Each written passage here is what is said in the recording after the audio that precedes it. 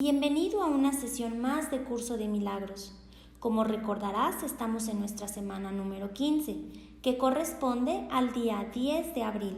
Hoy nos toca estudiar las páginas 100 a la 105, que corresponden al inciso 1 del capítulo 6. De nuestro cuadernillo de ejercicios estudiaremos la lección número 100 y del manual del maestro la página 16, el apartado 9. Recuerda que para llevar a cabo nuestro estudio del día de hoy, necesitas estar en un lugar tranquilo y dedicar toda tu atención al estudio del libro del Curso de Milagros. De otra manera, no podrás dedicar el tiempo pertinente al estudio de esta sesión. Así que manos a la obra.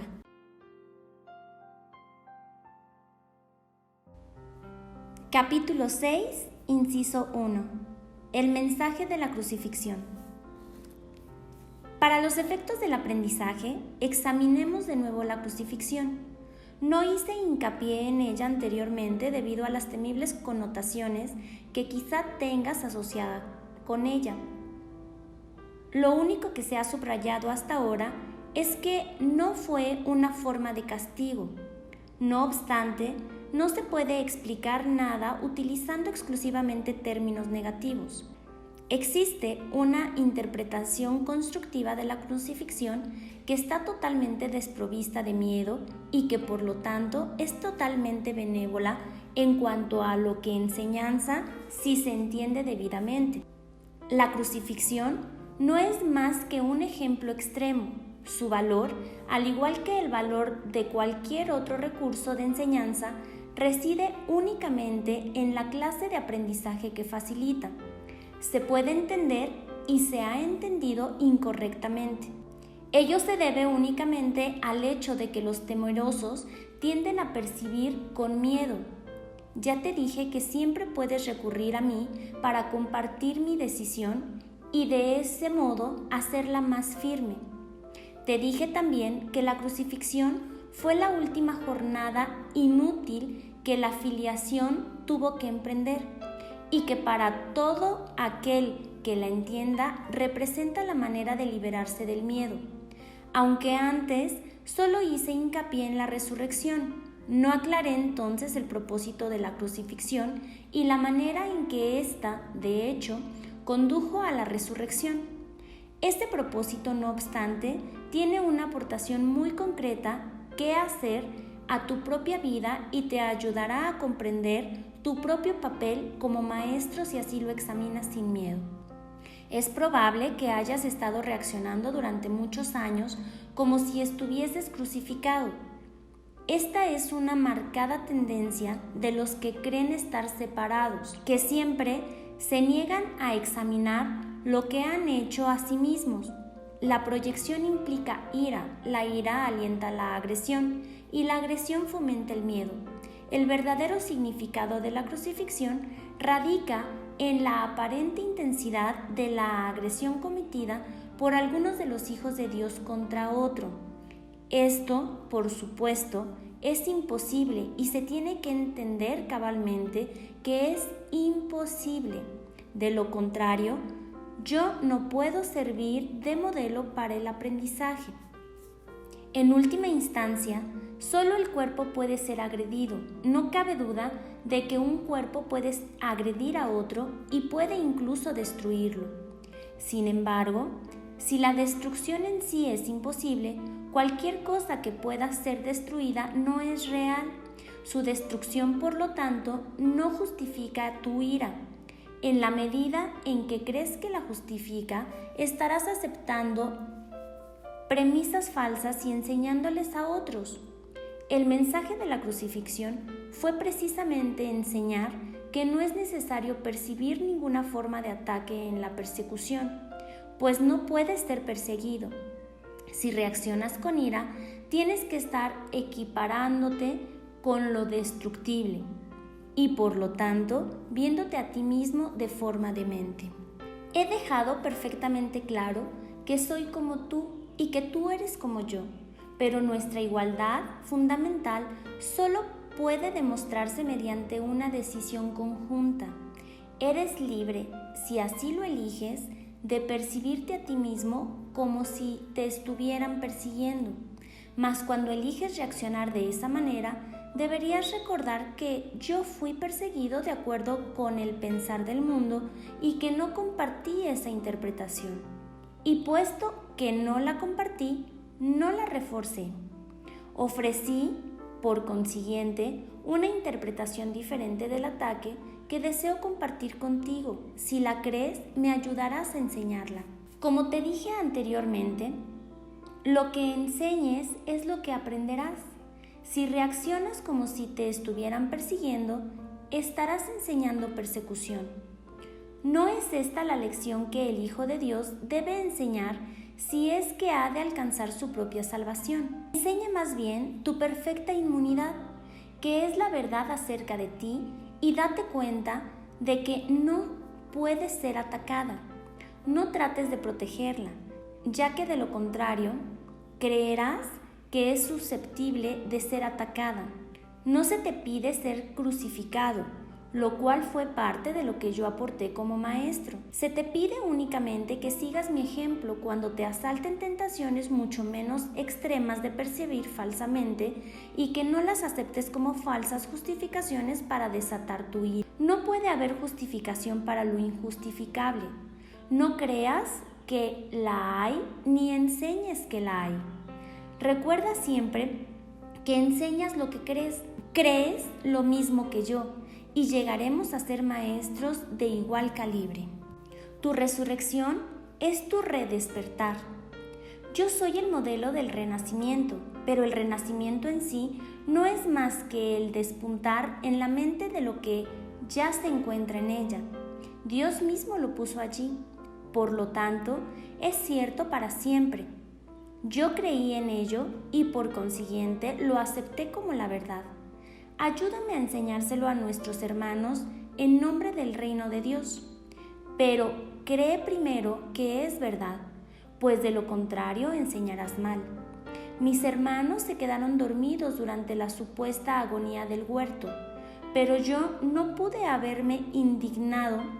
Lamento cuando mis hermanos no comparten mi decisión de oír solamente una voz, pues eso los debilita como maestros y como alumnos.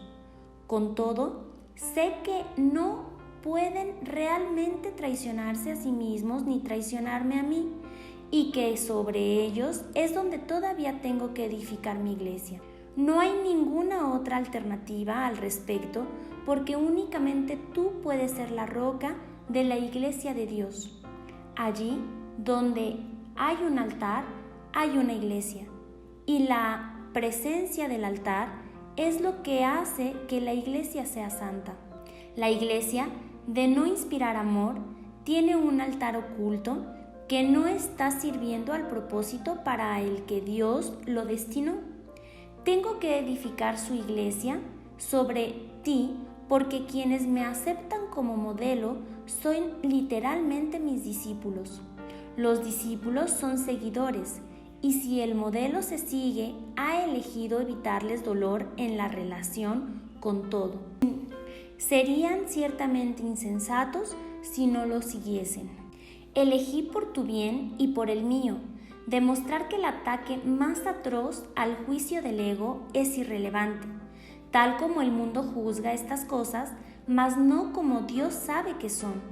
Fui traicionado, abandonado, golpeado, atormentado y finalmente asesinado. Está claro que ello se debe únicamente a las proyecciones de otros sobre mí, ya que yo no le había hecho daño a nadie y había curado a muchos. Seguimos gozando de perfecta igualdad como alumnos, aunque no es necesario que tengamos las mismas experiencias.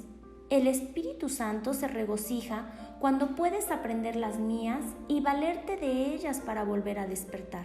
Ese es su único propósito, y esa es la única manera en que yo puedo ser percibido como el camino, la verdad y la vida.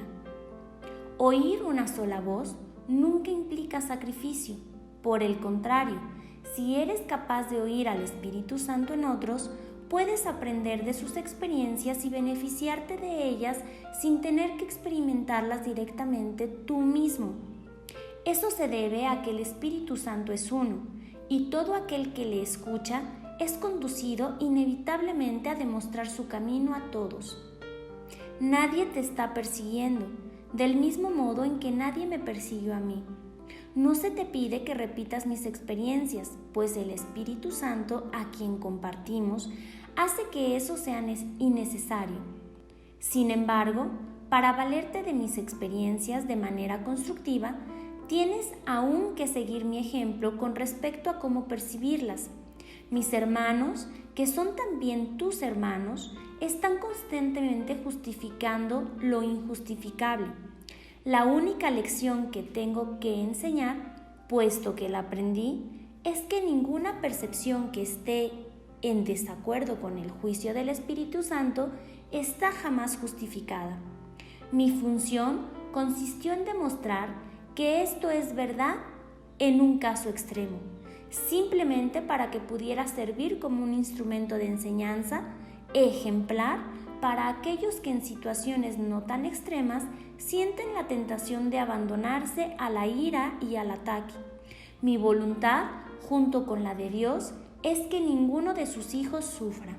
La crucifixión no puede ser compartida porque es el símbolo de la proyección, pero la resurrección es el símbolo de compartir, ya que para que la filiación pueda conocer su plenitud, es necesario que cada uno de los hijos de Dios experimente un redespertar.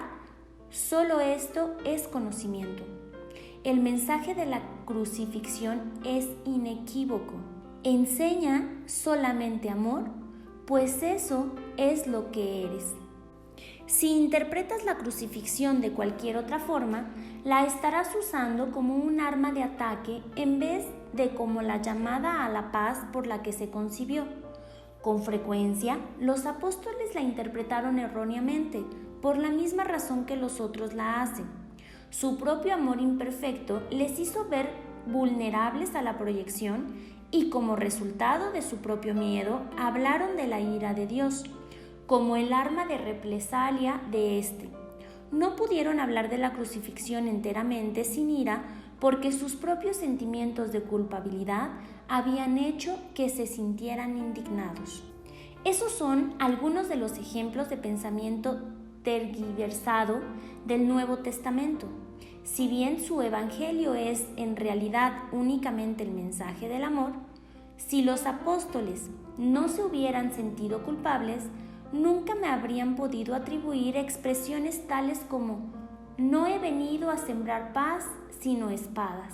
Esto está en clara oposición a todas mis enseñanzas. De haberme entendido realmente, no podrían haber descrito tampoco mi reacción a Judas como lo hicieron. Yo no pude haber dicho, ¿traicionas al Hijo del Hombre con un beso?, a no ser que hubiese creído en la traición. El mensaje de la crucifixión fue precisamente que yo no creía en la traición. El castigo que se dijo infligía a Judas fue un error similar. Judas era mi hermano y un hijo de Dios, tan miembro de la filiación como yo. ¿Cómo iba a condenarlo cuando éste estaba listo para probar que condenar es imposible?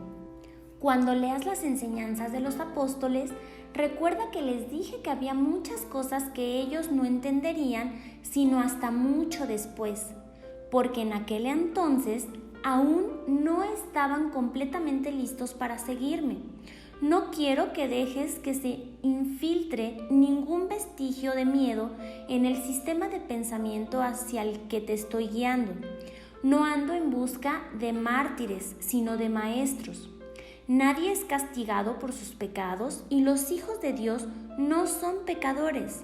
Cualquier concepto de castigo significa que estás proyectando la responsabilidad de la culpa sobre otro, y ello refuerza la idea de que está justificado culpar.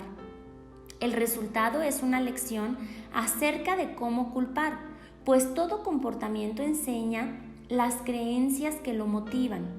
La crucifixión fue el resultado de dos sistemas de pensamiento claramente opuestos entre sí. el símbolo perfecto del conflicto entre el ego y el Hijo de Dios.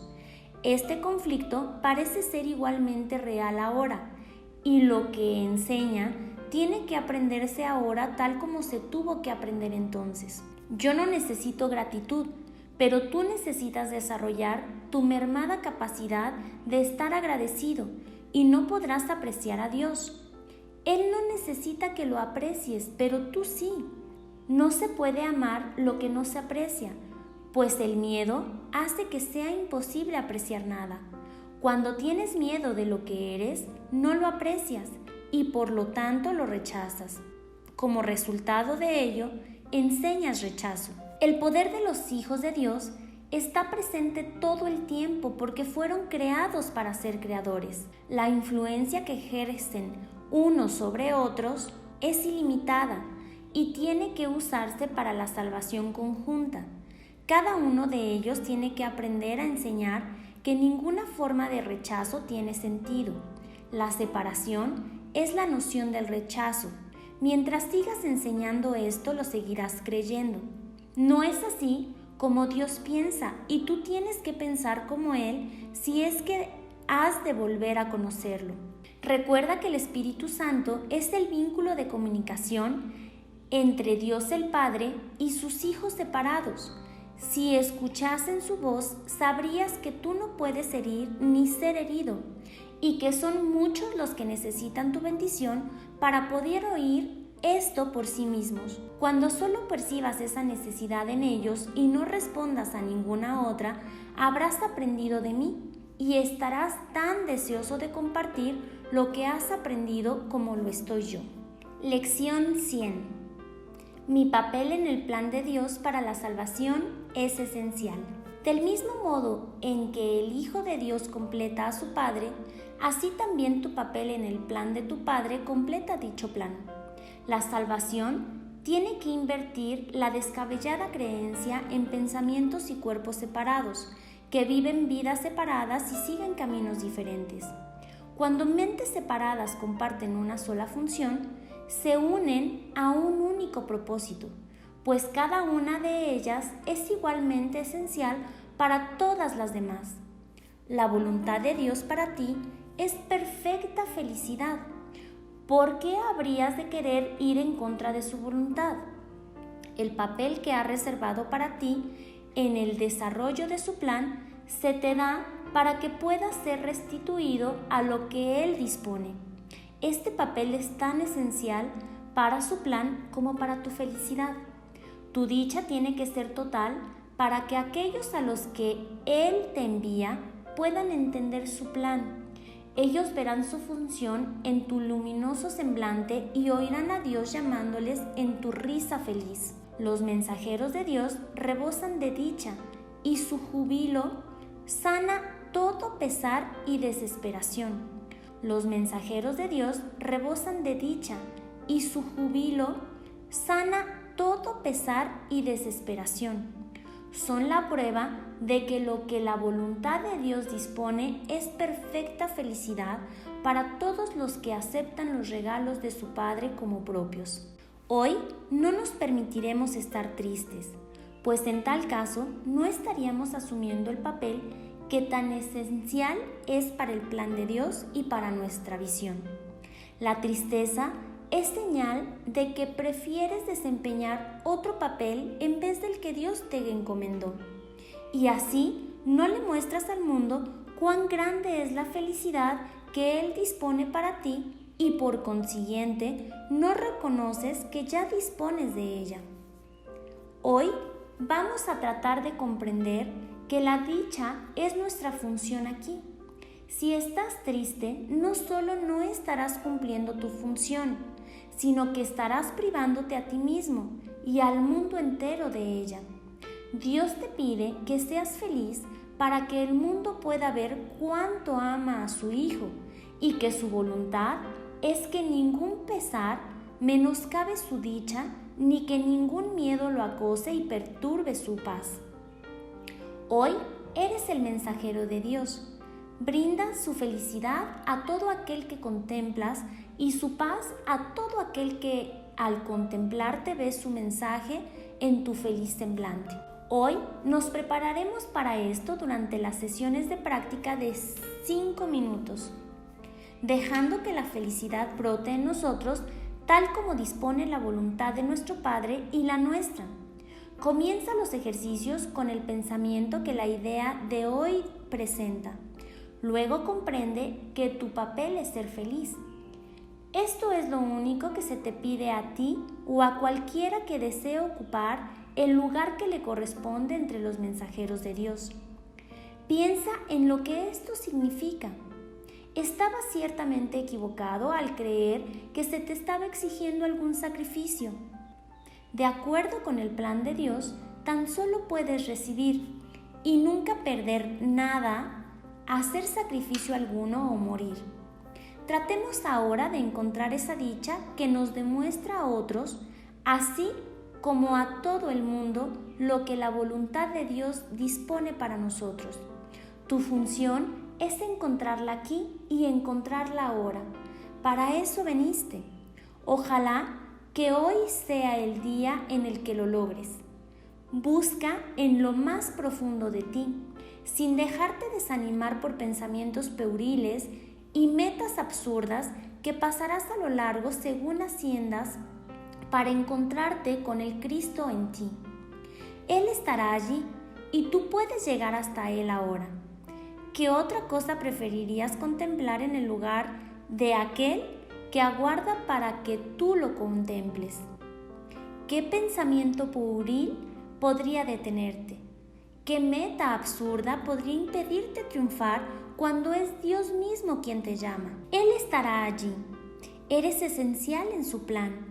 Hoy eres su mensajero y tienes que encontrar lo que Él quiere que des. No te olvides de la idea de hoy entre las sesiones de práctica de cada hora. Es tu ser quien te llama hoy y es a Él a quien respondes cada vez que te dices a ti mismo que eres esencial en el plan de Dios para la salvación del mundo. Manual para el Maestro. Número 4, inciso 9. Fe. El grado de fe de un maestro de Dios indica cuán avanzado se encuentra en su programa de estudios. Pone en práctica este aprendizaje solo en algunos aspectos de su vida mientras mantiene otros aparte. De ser así, su progreso es lento y su confianza aún no se ha arraigado firmemente. La fe es la confianza que el Maestro de Dios tiene de que la palabra de Dios ha de resolver todas las cosas perfectamente, no solo algunas, sino todas. Comienza generalmente poniendo su fe en la resolución de solo algunos problemas, manteniéndola así cuidadosamente restringida por un tiempo. Someter todos los problemas a una sola respuesta es invertir completamente la manera de pensar del mundo, y solo eso es fe. Ninguna otra cosa merece que se le llame por ese nombre. Con todo, vale la pena lograr cada avance por pequeño que sea. Estar dispuesto, como indica el texto, no quiere decir que se haya alcanzado la maestría. La verdadera fe, sin embargo, no se desvía. Al ser constante, es completamente honesta. Al ser consecuente, goza de absoluta confianza. Al estar basada en la ausencia del temor, es mansa. Al gozar de certeza, rebosa júbilo, y al tener confianza, es tolerante. La fe, por lo tanto, encierra en sí todos los demás atributos de los maestros de Dios y enseña la aceptación de su palabra y de la definición que Él tiene de su Hijo. Hacia ellas es a donde la fe, en el verdadero sentido de la palabra, siempre se dirige. En ellas tiene puestas sus miradas, buscándolas hasta que las encuentra. La indefensión naturalmente la acompaña y su condición es el júbilo. Y una vez que las encuentra, descansa con sosegada certeza solo en aquello que es digno de toda fe. No olvides dedicar 5 minutos de cada hora para recordar la idea central. Mi papel en el plan de Dios para la salvación es esencial. Mi papel en el plan de Dios para la salvación es esencial. Mi papel en el plan de Dios para la salvación es esencial. Recuerda que estamos trabajando en excelencia. No olvides trabajar tu idea central durante todo el día y recuerda que Dios te bendice.